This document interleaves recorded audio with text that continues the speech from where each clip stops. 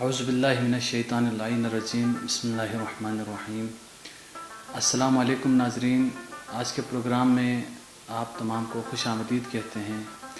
آج ہم حلقہ فروغ ادب شگر کے بارے میں جاننے کی کوشش کریں گے۔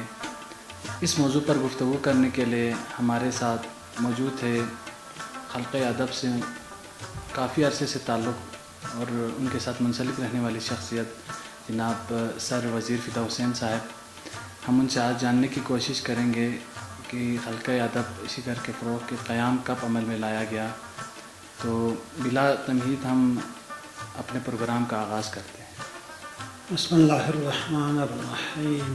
سب سے پہلے میں آپ کا شکریہ ادا کرتا ہوں کہ آپ نے مجھے اس قابل سمجھا کہ اس ادبی بورڈ شگر کے بارے میں اپنا اظہار خیال کروں۔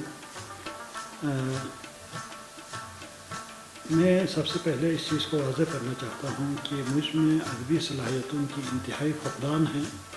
میں کوئی ادبی شخصیت نہ میں شاعر ہوں نہ میں کوئی ادیب ہوں، پھر بھی ادبیات سے مجھے ایک قدرتی طور پر مجھے لگاؤ ہے، اس میں شوق ہے مجھے ادبیات، چاہے وہ اردو ادبیات ہو چاہے بھارتی ادبیات ہو۔ تو اس لیے لوگوں سب سے پہلے دو چیزیں ادبی بورڈ قائم کرنے کا میرے ذہن میں دو مقاصد تھا۔ پہلا مقصد یہ تھا کہ میں نے دیکھا کہ شگر کے لوگوں میں ایک صلاحیت ہے، یہ باقی وادیوں میں یہ صلاحیت نہیں ہے، صرف شگر کے لوگوں میں ہے۔ جس طرح اردو ادب میں دبستان لکھنؤ اور دبستان دہلی کو حرف آخر سمجھا جاتا ہے، اردو ادب کا معدن کہیں، اردو ادب کا گڑھ کہیں، یہ دبستان دہلی اور دبستان لکھنؤ ہے۔ اسی طرح بلتی جہاں جہاں بھی بولی جاتی ہے، سب کا یہ کہنا ہے اور ہمارا اپنا بھی دعویٰ ہے کہ بلتی کا دبستان وہ شگر ہے۔ شگر کے لوگوں کو بلتی سلیقے سے کہنا ان کو آتا ہے، اپنے مافی الضمیر کو اچھے الفاظ میں بیان کرنے کا ان میں ڈنگ ہے۔ اور میں ہمیشہ کہتا ہوں کہ شگر کا میرا دعویٰ ہے کہ شگر کا ہر شخص، چاہے وہ پڑھا لکھا ہے چاہے وہ ان پڑھ ہے، وہ ادیب ہے، بلتی زبان کا وہ ادیب ہے، کیونکہ جو لطافت، جو گہرائی، جو طنز، جو مزاح، جو تشبیہات، جو استعارات، جو تلمیحات شگر والوں کے زبان میں ہے، وہ باقی علاقوں کے زبان میں نہیں ہے۔ تو میں اس صلاحیت کو نکھارنے کے لیے ایک پلیٹ فارم لوگوں کو دینا چاہتا تھا، اور اس کے ساتھ ساتھ ہم نے ہائی اسکول شگر میں پہلا ایک مشاعرہ کیا تھا، وہ بہت کامیاب مشاعرہ رہا۔ اس میں نے دیکھا کہ لڑکوں کے اندر، ہمارے شگر کے لڑکوں کے اندر بہت ادبی صلاحیت تھی، بہت خوبصورت اشعار کہے۔ تو میں نے سوچا کہ ان کے لیے، ان کی ان صلاحیتوں کو مزید نکھارنے کے لیے، مزید بہتر کرنے کے لیے ان کو ایک پلیٹ فارم بناؤ، مہیا کرو۔ پہلا مقصد یہ تھا۔ دوسرا مقصد میرا یہ تھا کہ شگر میں شاعری، بلتی شاعری کی آسمان پر شروع سے اب تک شگر والوں کا حکومت رہی ہے۔ جیسا کہ آپ سب جانتے ہیں، راجہ حیدر خان اپنے دور کا بہت اچھا انقلابی شاعر تھا۔ اس کے بعد با عباس علیہ الرحمہ، با عباس کے پائے کا اب تک نہ کوئی شاعر پیدا ہوا، اور ہمارا اپنا دعویٰ یہ ہے کہ قیامت تک با عباس کے پائے کا کوئی شاعر پیدا نہیں ہوگا، وہ بھی شگر کا ہے۔ اس کے بعد با منصور اور با مراد خان ہے، با عباس کے ہم عصر تھے با مراد خان مراد، سنت لفظی کا وہ اس کو بادشاہ مانتے ہیں، وہ بھی شگر کا ہے۔ دور حاضر میں صرف بلتستان ہی نہیں بلکہ گلگت بلتستان میں راجہ محمد علی شاہ صبا اور شیخ غلام حسین سحر کے پائے کا کوئی شاعر نہ بلتستان میں ہے نہ گلگت میں۔ تو میں شگر کے شعراء کو ان کی صلاحیتوں سے، راجہ احمد علی شاہ صاحب کی صلاحیتوں سے، شیخ سحر صاحب کی صلاحیتوں سے فائدہ اٹھانے کا موقع فراہم کرنا چاہتے تھے۔ ان کی زیر صدارت، ان کے پاس جو مشاعرے ہوتے تھے اس میں ہر ایرے غیر شاعر کو وہاں کلام کہنے کی ضرورت نہیں ہوتی۔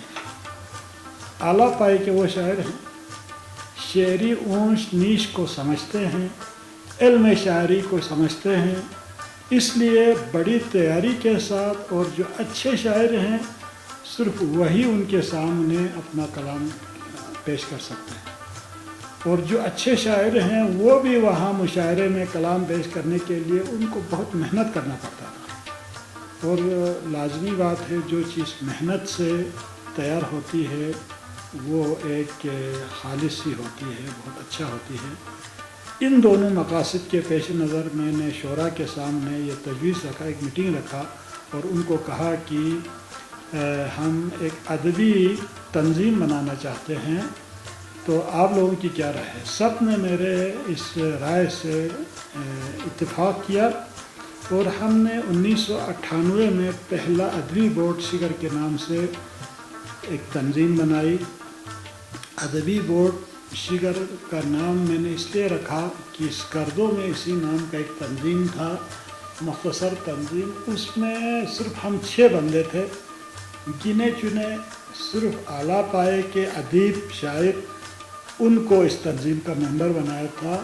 اس میں کوئی عہدیدار نہیں تھے، سارے ممبر ہی تھے ہم۔ اس تنظیم میں ٹوٹل ہم 6 آدمی تھے، اس میں 2 دنیا سے وفات پا گئے ہیں، ایک خپلو کا محمد ابراہیم ظاہر صاحب تھا، دوسرا حسنی صاحب تھے، وہ دونوں اس دنیا سے رخصت ہو گئے ہیں، تیسرا غلام حسن لبسان صاحب تھے، وہ ابھی ماشاءاللہ زندہ ہیں، چوتھا محمد حسن حسرت صاحب، پانچواں حشمت علی کمال الہامی، اور چھٹا میں خود تھا۔ تو یہ ایک بہت ہی اعلیٰ پائے کا تنظیم تھا، جس میں سارے ادیب تھے، سارے شاعر تھے سوائے میرے۔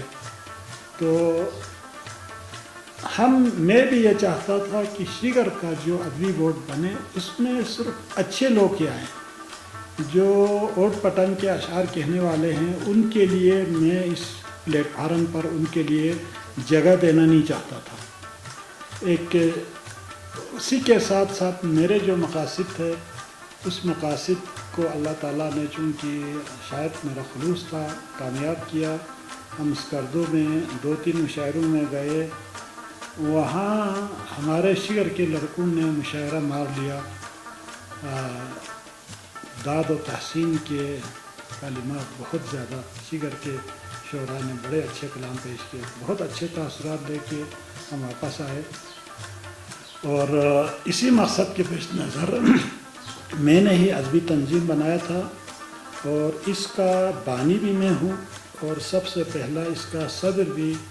باقی شعراء نے کہا کہ آپ کی موجودگی میں ہم کسی اور کو صدر بنانے نہیں چاہتے ہیں، اور جب تک یہ ادبی بورڈ قائم رہا اس وقت تک تقریباً 10-12 سال تک میں ادبی بورڈ شگر کا میں صدر رہا، بلا مقابلہ صدر میں رہا۔ جو موجودہ حلقہ فروغ ادب شگر ہے، ان کے کام کو آپ کس نظر سے دیکھتے ہیں، اور پہلے کے جو مشاعرے ہوتے تھے ان میں اور ابھی جو مشاعرے ہو رہے ہیں ان میں کیا واضح فرق آپ کو نظر آتا ہے؟ ہم نے ادبی بورڈ کا سرپرست اعلیٰ راجہ احمد علی شاہ صبا اور شیخ غلام حسین سحر کو رکھا تھا، ان کے ساتھ ساتھ ہماری سرپرستی کرتے تھے راجہ اعظم خان صاحب، تو یہ ادبی گھرانے تھے۔ اس کے بعد اور ہمارا زیادہ تر مشاعرہ ہم قلعے میں کرتے تھے راجہ صاحب کی زیر صدارت۔ اس کے بعد لڑکوں نے، نئے نسل کے لڑکوں نے کہا کہ ہم مشاعرہ ادبی بورڈ کا کسی کمرے میں کرتے ہیں، اس میں راجہ صاحب کا ہونا لازمی نہیں ہے۔ تو اس طریقے سے میرے نظریات اور ان کے نظریات میں تھوڑی سی اختلافات پیدا ہو گئی۔ میں چاہتا تھا کہ یعنی اسکردو میں بھی سینکڑوں بلکہ ہزاروں تک ہوں گے شعراء، لیکن اچھے شعراء کی صف میں 1 یا 2 کے علاوہ کوئی نہیں ہے۔ اسی طرح ہمارے شگر میں بھی راجہ صاحب اور شیخ سحر صاحب کی صلاحیتوں سے فائدہ اٹھانے کی بجائے لوگوں نے اپنے 1.5 انچ کی مسجد الگ تعمیر کرنے کی کوشش کی، تو میں نے سوچا کہ اب مجھے اس تنظیم سے علیحدہ ہونا چاہیے، کیونکہ میں نے پہلے بھی عرض کیا میں نہ کوئی شاعر تھا نہ کوئی ادیب تھا، تو میں اپنے ادبی ذوق کی وجہ سے اور لوگوں کو کے اندر شعر کے لڑکوں کے اندر جو صلاحیتیں تھیں اس کو نکھارنے کے لیے ایک پلیٹ فارم مہیا کرنا چاہتا تھا۔ اب لوگ اس کی افادیت کو، اس سے فائدہ اٹھانے کو تیار نہیں تھے، تو میں نے اس میں اختلافات ڈالنے کی بجائے میں نے یہ سوچا کہ میں خود کنارہ کش ہو جاؤں، اس لیے میں خود کنارہ کش ہو گیا۔ ہمارے جو پرانے ساتھی تھے انہوں نے بہت کوشش کیا مجھے واپس لانے کی، لیکن میں نے ان کو معذرت کیا۔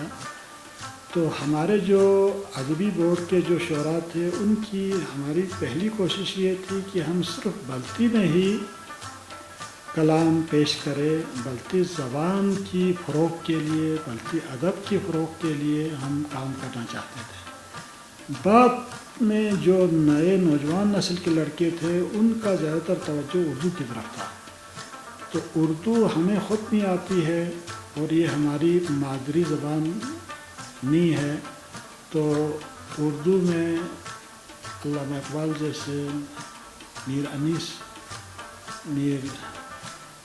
مرزا سلامت علی دبیر، مرزا غالب، میر تقی میر جیسے شعراء کے سامنے ہمارے لڑکوں کی کوئی حیثیت جتنا بھی کوشش کرے حیثیت نہیں بنتا ہے، جبکہ اس کے مقابلے میں ہماری اپنی مادری زبان بلتی ہے، اور بلتی میں ہم اپنے مافی ضمیر کو بہتر انداز میں پیش کر سکتے ہیں، اور اس میں اگر محنت کرے تو بہت ممکن ہے کہ ان میں سے کوئی لڑکا جو ہے وہ قصیدہ گوئی میں نام پیدا کرے، یا غزل گوئی میں نام پیدا کرے، یا مرثیہ گوئی میں وہ نام پیدا کر سکتے تھے۔ تو کوشش ہوتی تھی کہ ہماری بلتی جو متروک الفاظ ہیں ان کو کلام میں بھی ہر مشاعرے میں کہتا تھا، لڑکوں کو بھی اس کا احساس تھا، جو متروک بلتی الفاظ ہیں ان کو شاعری میں استعمال کرے، بلتی زبان کی ادب فروغ کے لیے کام کرے، بلتی زبان کی ترقی کے لیے کام کرے، جبکہ نئے جو شعراء ہیں ان کا توجہ بلتی کی طرف، بلتی کی فروغ کی طرف بالکل نہیں تھے۔ تو ان کے کلام کے بارے میں اپنا کوئی تبصرہ کرنا نہیں چاہتا، کسی کے بارے میں تبصرہ کرنا اچھی بات نہیں ہے، اور میں نے ان کا کلام بہت کم سنا ہے، تو مجھے اس کے بارے میں نئے جو ابھی آج کل کے شعراء ہیں ان کے کلام کے بارے میں کوئی تبصرہ میں کرنا مناسب نہیں سمجھتا۔ شکریہ۔ تو سر آپ اکیلے ہی ان تمام چیزوں کو آپ اکیلے ہی اسی گھر میں لائے، ادبی بورڈ کو آپ نے لوگوں کو بلایا، تنظیم بنائی، تو سر اس میں بڑے حضرات جو ہیں ہمارے اسی گھر کے، انہوں نے آپ کو مالی طرف سے یا کسی اور طرف سے امداد کی، یا گورنمنٹ کی طرف سے آپ کو کوئی تعاون یا ادبی بورڈ کے لیے کوئی جگہ کا مختص کیا ہو جس میں کرایہ وغیرہ نہ لیا ہو آپ سے، اس طرح کوئی گورنمنٹ نے آپ کے ساتھ تعاون؟ کسی بھی تنظیم کے لیے یہ ضروری ہے کہ اس میں خلوص ہو، اور جب پیسے اس بیچ میں آ جاتے ہیں تو انسان سے وہ خلوص اٹھ جاتے ہیں۔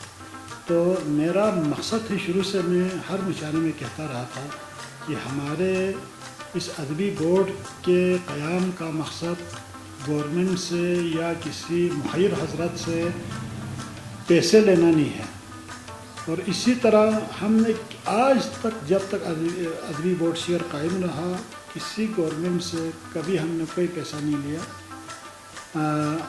اور نہ کسی مخیر حضرات سے ہم نے مخیر حضرات کے سامنے اپنا ہاتھ پھیلایا۔ کچھ ہمارے پروگرام ہوتے تھے یا کچھ مہمان آتے تھے تو اسی وقت ہم ادبی بورڈ کے جتنے ممبر تھے وہ چندہ کرتے تھے، چندہ کر کے وہی اسی وقتی طور پہ وہ ضروریات وہ پروگرام ہم کرتے تھے چندے کے ذریعے، لیکن جمع کر کے ہم نے کبھی بھی ماہانہ چندے کی شکل میں یا گورنمنٹ سے کچھ بھی ہم نے نہیں لیا. صرف ایک دفعہ حکومت نے ہمیں کوئی 10,000 روپیہ مجھے دیا تھا ادبی بورڈ کے نام پر. وہ میرے خیال میں 14 اگست کا کوئی تقریب تھا، یا یہ مجھے ابھی بھی کلیئر نہیں ہے، یا 23 مارچ کا تقریب تھا. وہ میں نے ادبی بورڈ کا وہ 10,000 روپیہ ہم نے خرچ نہیں کیا. ادبی بورڈ کے نام پر اکاؤنٹ کھول کے اس میں ڈالا ہے، اور میں نے ان کو وہ چارج میں دے دیا.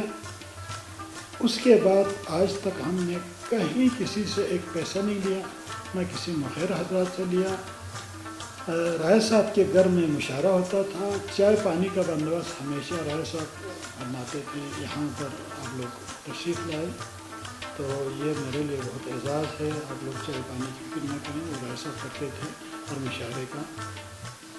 تو ہم نے کبھی بھی کسی کے سامنے یا گورنمنٹ کے سامنے کبھی جا کے میں نے نہیں کہا کہ ادبی بورڈ کے لیے کوئی زمین دے دیں، ادبی بورڈ کے نام پہ کوئی فنڈ ریلیز کرے. یہ میں نے آج تک نہیں کہا. اگر یہ کہتا تو ادبی بورڈ اسی وقت ختم ہونا تھا. کوئی کہتا کہ بھائی گورنمنٹ سے اتنا پیسہ ملا ہے ہمیں نہیں ملا ہے، تو اس میں اختلافات پیدا ہونا تھا، اور شعراء کی توجہ شاعری سے ہٹ کے پیسے کی طرف ہونا تھا. تو ہمارا اصل مقصد بلتی ادب کی شاعری کے فروغ تھا. اس لیے ہم نے، چونکہ مجھے تنظیموں کا تجربہ تھا، اس لیے میں نے شروع سے ہی میں نے بتایا کہ آپ لوگ مجھ سے اس چیز کی توقع نہ رکھیں. اس کو ہر ایک نے بہت سراہا، یہ آپ کا بہت اچھا آئیڈیا ہے.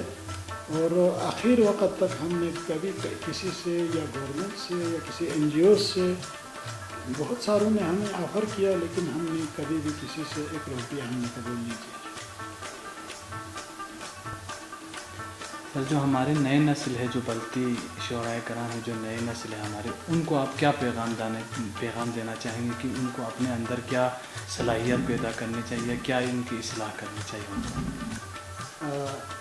بلتی ہماری مادری زبان ہے، اس کی فروغ کے لیے ہمیں کام کرنا چاہیے بحیثیت ایک بلتی کے. کیونکہ کسی بھی زندہ قوم کی کچھ قومی ورثے ہوتے ہیں.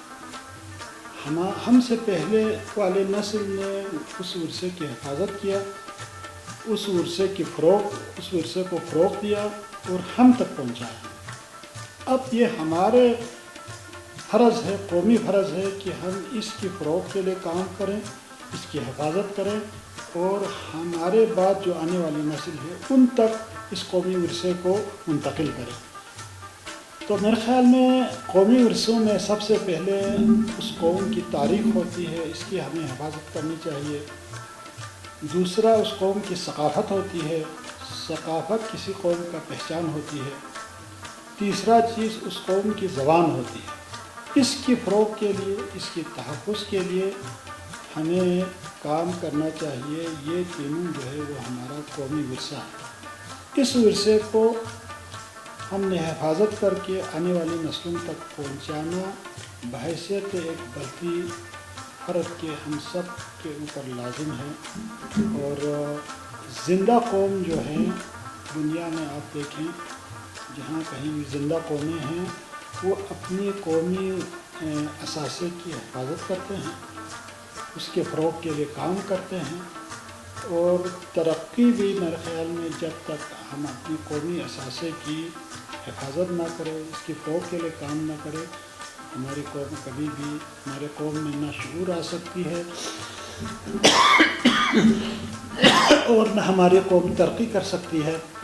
اسی لیے نوجوان نسل اور بالخصوص شعراء سے میری گزارش ہے کہ وہ بلتی زبان کی فروغ کے لیے، بلتی ادب کی فروغ کے لیے کام کریں.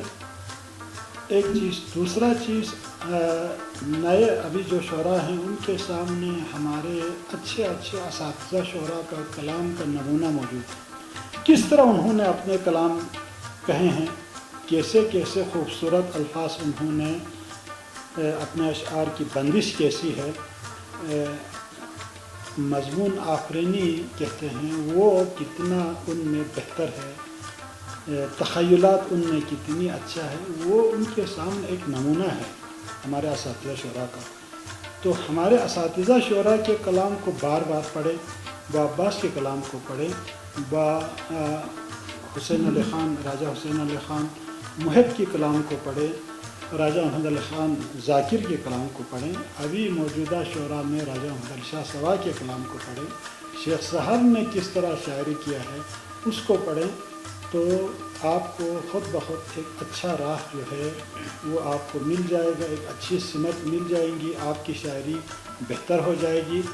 اور میری یہی گزارش ہے کہ بڑھتی زبان کی فروغ کے لیے، بڑھتی ادب کے فروغ کے لیے آپ کام کریں. ہمارے بہت سارے اصناف سخن جو ہے، شعری اصناف، وہ ابھی معدوم ہو گئے ہیں. اگر آپ لوگ مناسب سمجھیں تو ان کو پھر زندہ کریں. مثلاً ہمارے جب پہلے شکار کے لیے جاتے تھے تو کوئی کیل یا ماخور مارتے تھے تو سنچا مخلوق، یہ ایک الگ صنف سخن ہے، وہ گاتے تھے. تو اس سے تاثر یہ تھا کہ آئندہ بھی ان کو اچھے شکار ملتے ہیں. تو اس طریقے سے بہت ساری ہماری اصناف سخن جو ہے وہ ابھی ختم ہو گئے ہیں. مثلاً ہماری لوک گیت بہت بڑا ہمارا خزانہ ہے، یہ ہماری تاریخ بھی اس میں ہے، اور یہ ایک بہترین نصیحت آموز بھی اس میں ہے، اور ایک طرح سے یہ مرثیے کی طرح ہے. کسی کے غم میں، کسی کی جدائی میں کہے ہوئے چیزیں ہیں. اس لیے تو اس طریقے سے بہت ساری ہماری اصناف سخن ہے وہ ختم ہو گئے ہیں. ان کو آپ دوبارہ زندہ کر سکتے ہیں، نئے شعراء زندہ کر سکتے ہیں، اس کے فروغ کے لیے کام کر سکتے ہیں. تو ان کی طرف توجہ دیں، میرا آپ سب سے یہی پیغام ہے. جی ناظرین، اپنی ثقافتوں، اپنی وراثتوں کو اپنے نئے نسل میں منتقل کرنے کی کوشش کریں. ہمارے پروگرام کا وقت یہیں پہ ختم ہوا چاہتے ہیں.